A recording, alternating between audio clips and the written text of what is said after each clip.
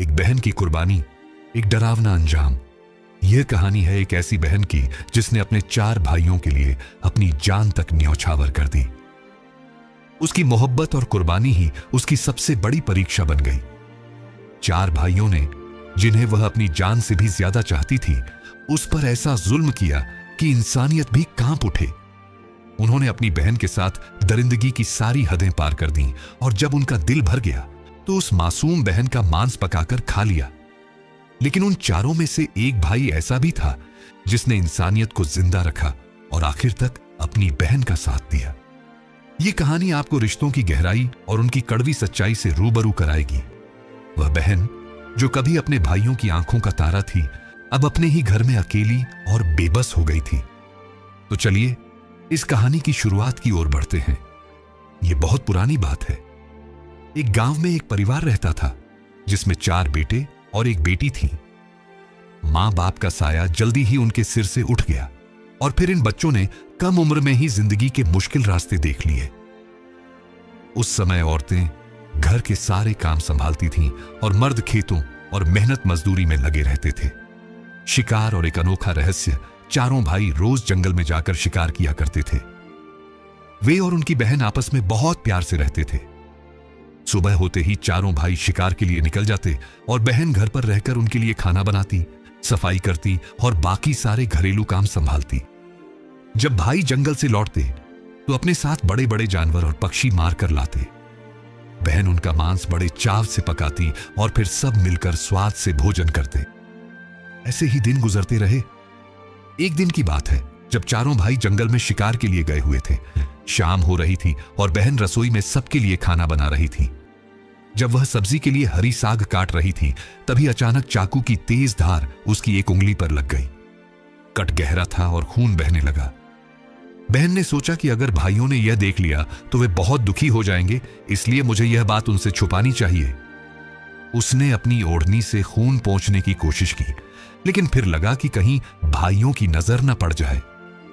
दीवार पर पोंछने की भी सोची, लेकिन वहां खून साफ दिख रहा था। वह बेचैन होकर इधर उधर देखने लगी कि कहां छुपाए। आखिरकार जब कोई उपाय नहीं मिला तो उसने वही साग इस्तेमाल कर लिया जिससे वह सब्जी बना रही थी। शाम को भाई जंगल से वापस आए। बहन ने उनके लिए खाना परोसा। आज साग की सब्जी इतनी स्वादिष्ट लगी कि 4 भाई अपनी उंगलियां चाटते रह गए। उन्होंने बहन की बहुत तारीफ की। अपनी तारीफ सुनकर बहन भी खुशी से फूली नहीं समाई। दिन भर की थकान के कारण 4 भाई जल्दी सो गए। अगली सुबह रोज की तरह नाश्ता करके वे शिकार के लिए निकल गए। जंगल में बहुत देर घूमने के बाद वे एक पेड़ की छांव में बैठकर आराम करने लगे। बातों बातों में रात के खाने की चर्चा होने लगी। सब कहने लगे कि इतनी स्वादिष्ट साग की सब्जी हमने पहले कभी नहीं खाई थी। सबने तय किया कि आज शाम को बहन से जरूर पूछेंगे कि उसने साग में ऐसा क्या डाला था जिससे उसका स्वाद इतना लाजवाब हो गया। शाम को जब 4 भाई घर लौटे तो उन्होंने फिर से बहन की तारीफ की और प्यार से पूछा, प्यारी बहन, कल रात के साग में तुमने आखिर ऐसा क्या डाला था? सच सच बताना। भयानक साजिश बहन सच नहीं बताना चाहती थी, लेकिन बड़े भाई ने कहा, हमें यह जानना ही है कि हमारी बहन ने इतना स्वादिष्ट साग कैसे बनाया। तुम्हें मेरी कसम है। 4 भाई अपने बड़े भाई की बहुत इज्जत करते थे, इसलिए बहन को मजबूरी में सच बोलना पड़ा। उसने धीरे धीरे सारी बात बताई और कहा, बस इतना ही कि मेरे खून की कुछ बूंदें उसमें गिर गई थीं और कुछ नहीं। यह सुनकर 3 भाइयों के मन में एक डरावना विचार आया। वे सोचने लगे, अगर उसके खून की कुछ बूंदें ही इतनी स्वादिष्ट हैं, तो उसका मांस कितना स्वादिष्ट होगा। रात के खाने के बाद जब सब सोने चले गए तो भाई आपस में फिर उसी बात पर चर्चा करने लगे। बड़े भाई ने कहा, अगर खून की बूंदें इतनी स्वादिष्ट थीं, तो उसके शरीर का मांस कितना लाजवाब होगा। बाकी दोनों भाइयों ने भी उसकी बात में हामी भर दी। अगले दिन शिकार पर जाते वक्त उन्होंने एक खतरनाक योजना बनाई। उनका इरादा था कि अपनी ही बहन को मारकर उसका मांस पकाएंगे और खाएंगे। लेकिन सबसे छोटे भाई को अपने भाइयों की यह घिनौनी योजना बिल्कुल भी सही नहीं लगी। वह अपनी प्यारी बहन को बचाने के लिए बेचैन हो गया, लेकिन खुलकर विरोध नहीं कर सकता था क्योंकि बाकी 3 भाई एक साथ थे। शिकार पर जाने के बहाने भाइयों ने जंगल में एक ऊंची पहाड़ी पर बांस और पत्तों से एक झोंपड़ी जैसा चबूतरा बनाया। उनकी योजना थी कि किसी बहाने से बहन को वहां लाएंगे और फिर तीर मारकर उसकी हत्या कर देंगे। अगले दिन बड़े भाई ने बहन से कहा, प्यारी बहन, तुम अब बड़ी हो गई हो और शादी के लायक भी। हमने तुम्हारे लिए एक सुंदर वर ढूंढा है। आज हम उसका घर देखने जा रहे हैं। तुम्हें भी अच्छे से सज धज कर हमारे साथ चलना होगा। शादी की बात सुनकर बहन बहुत खुश हुई। उसने तुरंत तैयार होकर भाइयों के साथ चलना शुरू कर दिया। रास्ते में चलते चलते वह थक गई और बड़े भाई से भाइयों की क्रूरता बहन ने पूछा, मेरा ससुराल अब कितना दूर है? बड़े भाई ने कहा, बस अभी पहुंचने वाले हैं, थोड़ा ही दूर है। जैसे ही वे पहाड़ी के पास पहुंचे, चबूतरा दिखने लगा। बड़े भाई ने चबूतरे की ओर इशारा करते हुए कहा, देखो, वह तुम्हारा ससुराल है जहां तुम राज करोगी। यह सुनकर बहन बहुत खुश हो गई। जैसे ही वह चबूतरे तक पहुंची, बड़े भाई ने बाकी भाइयों को इशारा किया। उन्होंने तुरंत बहन को पकड़कर बांस के खंभों से रस्सी के सहारे बांधने का आदेश दिया। सभी भाइयों ने मिलकर जल्दी से बहन को बांध दिया। बहन बेबस थी। अपने ही भाइयों को हत्यारे के रूप में देखकर उसका दिल दहल उठा। उसका हृदय करुणा से भर गया। उसने ईश्वर को याद करते हुए प्रार्थना की, हे भगवान, अब तुम ही मेरे सहारे हो। मेरे चारों भाई मुझे मारना चाहते हैं। इनमें से कोई भी ऐसा नहीं है जिसके दिल में मेरे लिए दया और प्रेम हो। बहन की करुण पुकार सुनकर चारों भाइयों के मन में अंदर ही अंदर बेचैनी होने लगी। उनकी आत्मा तड़प रही थी, लेकिन बाकी भाइयों का विरोध करने का साहस नहीं कर सके। जब बड़े भाई ने बहन को निर्दयता से बांध दिया, तो उसने सभी भाइयों को बारी बारी से तीर चलाने का आदेश दिया। जैसे ही बड़े भाई ने धनुष पर बाण चढ़ाया और बहन पर वार करने की तैयारी की, बहन ने आखिरी बार भगवान से प्रार्थना की, लेकिन उसकी आवाज वहीं दबकर रह गई। उनकी घिनौनी योजना सफल हो गई। चारों भाइयों के चेहरे खुशी से चमक उठे। उन्होंने मिलकर अपनी ही बहन की लाश को चबूतरे से नीचे उतारा। इसके बाद चारों भाइयों ने मिलकर उसके शरीर के टुकड़े टुकड़े कर दिए। बड़े भाई ने चौथे भाई को जंगल से लकड़ियां और पानी लाने का आदेश दिया। चौथा भाई अंदर से बहुत दुखी था, लेकिन कुछ नहीं बोल सका। वह जंगल से लकड़ियां और पानी के साथ कुछ मछलियां और केकड़े भी ले आया। भाई अपनी प्यारी बहन का मांस बड़े चाव से पकाने लगे। चौथे भाई के लिए यह असहनीय था। वह अपनी बहन का मांस नहीं खा सकता था, लेकिन अगर उसने मना किया तो बाकी भाई उसे शक की नजरों से देखेंगे और बुरा भला कहेंगे।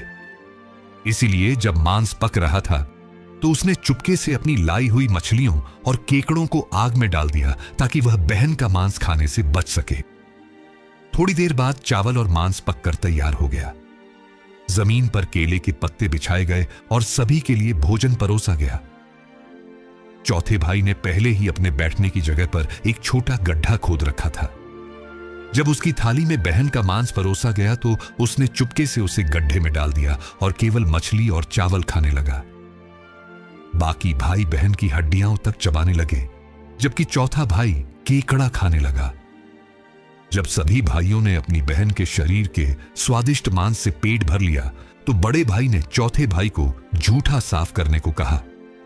चौथे भाई ने बहन की बची खुची हड्डियां, नाखून, पंजे और शरीर के अन्य अवशेष इकट्ठा करके उसी गड्ढे में डाल दिए और उसे मिट्टी से ढक दिया।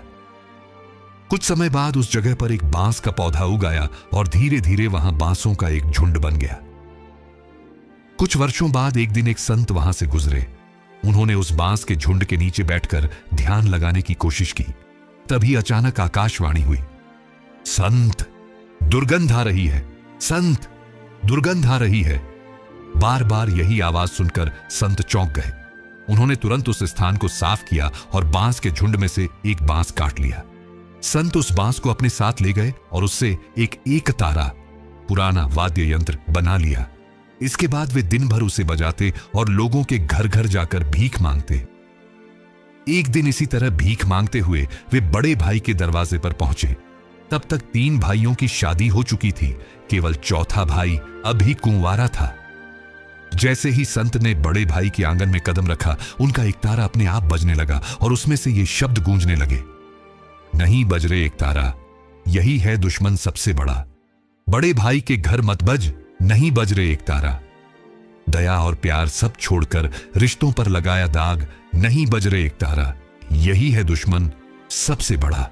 संत के बाजे से निकलती इस करुण आवाज को सुनकर बड़े भाई के चेहरे पर पसीना छलकने लगा। उसकी पत्नी भी घबरा गई। बड़े भाई ने तुरंत अपनी पत्नी से कहा, इस योगी को जल्दी से भीख देकर विदा कर दो। इसके बाद संत बाकी भाइयों के घर भी गए। जैसे ही वे उनके आंगन में कदम रखते, एकतारा फिर वही करुण रुदन करने लगता। डरे सहमे भाइयों ने भी अपनी पत्नियों को कहा कि संत को जल्दी से जल्दी भीख देकर भेज दो। भीख देकर संत को विदा करने के बाद भाइयों के मन में यह डर बैठ गया कि अगर संत का एकतारा इसी तरह बजता रहा तो उनकी पोल खुल जाएगी कि वही अपनी ही बहन के हत्यारे हैं। अंत में संत चौथे भाई के घर पहुंचे। वह अभी तक अविवाहित था और अकेले ही रहता था। जैसे ही संत ने उसके आंगन में कदम रखा, एकतारा मधुर सुरों में गाने लगा, बज रे एकतारा, मेरे सबसे छोटे भाई के घर, मन की बात मन में छुपाकर योगी को रख रहा है अंतर में। बज रे एकतारा, यही है सबसे प्यारे भाई का घर। संत के एकतारे से ऐसी कोमल और दिल छू लेने वाली धुन सुनकर चौथे भाई ने सम्मानपूर्वक संत को अपने घर के अंदर ले गया। उसने तांबूल, पान और जलपान से उनका सत्कार किया। इसके बाद संत और चौथे भाई के बीच एकतारा को लेकर चर्चा हुई। संत ने एकतारे की पूरी जन्म कथा विस्तार से सुनाई। चौथे भाई ने प्रार्थना की कि वह उसे यह एकतारा दे दें। संत ने सहर्ष एकतारा उसे सौंप दिया और वहां से चले गए। चौथे भाई ने उस एकतारे को अपने बिस्तर के सिरहाने एक साफ सुथरी जगह पर रखा और प्रतिदिन दीप जलाकर उसका सम्मान करने लगा। कुछ दिनों बाद चौथे भाई के घर में अजीब बदलाव दिखने लगे। जब भी वह काम से लौटकर घर आता तो उसे घर पूरी तरह से साफ सुथरा और व्यवस्थित मिलता। जब यह रोज रोज होने लगा तो चौथे भाई को हैरानी हुई। वह अपनी भाभियों के घर गया और पूछा, क्या आप में से कोई मेरे घर जाकर सफाई करता है? सब भाभियों ने जवाब दिया, हमें अपने घर के कामों से ही फुर्सत नहीं मिलती, तो तुम्हारा घर कैसे साफ करेंगे? यह सुनकर चौथे भाई ने निश्चय किया कि वह आज छुप कर देखेगा कि आखिर उसका घर कौन साफ करता है। उस रात वह घर के एक कोने में छुप गया। जब घर पूरी तरह सुनसान हो गया तो उसने देखा कि एक तारे से उसकी बहन के रूप की एक लड़की प्रकट हुई। उसने पूरा घर साफ किया और फिर वापस एक तारे में समा गई। अगले दिन चौथे भाई ने यह बात अपनी बड़ी भाभी को बताई। भाभी ने उसे समझाया, जब वह लड़की एक तारे से बाहर निकले तो तुम एक तारे को आग में डाल देना और उस पर पवित्र तुलसी जल छिड़क देना, फिर देखना क्या होता है। चौथे भाई ने बड़ी भाभी की सलाह के अनुसार काम किया। जैसे ही लड़की एक तारे से बाहर आई, उसने तुरंत एक तारे को आग में डाल दिया और लड़की पर पवित्र तुलसी जल छिड़क दिया। तुलसी जल के स्पर्श से वह लड़की मानव रूप में बदल गई। चौथे भाई ने देखा कि वह कोई और नहीं बल्कि उसकी अपनी प्यारी बहन थी। वह भागकर अपनी बहन से लिपट गया। इसके बाद दोनों भाई बहन प्यार और खुशी से जीवन बिताने लगे। कहानी से सीख, निस्वार्थ प्रेम ही रिश्तों को बनाए रखता है। जो लोग रिश्तों को कलंकित करते हैं वे कभी सुखी नहीं रह सकते।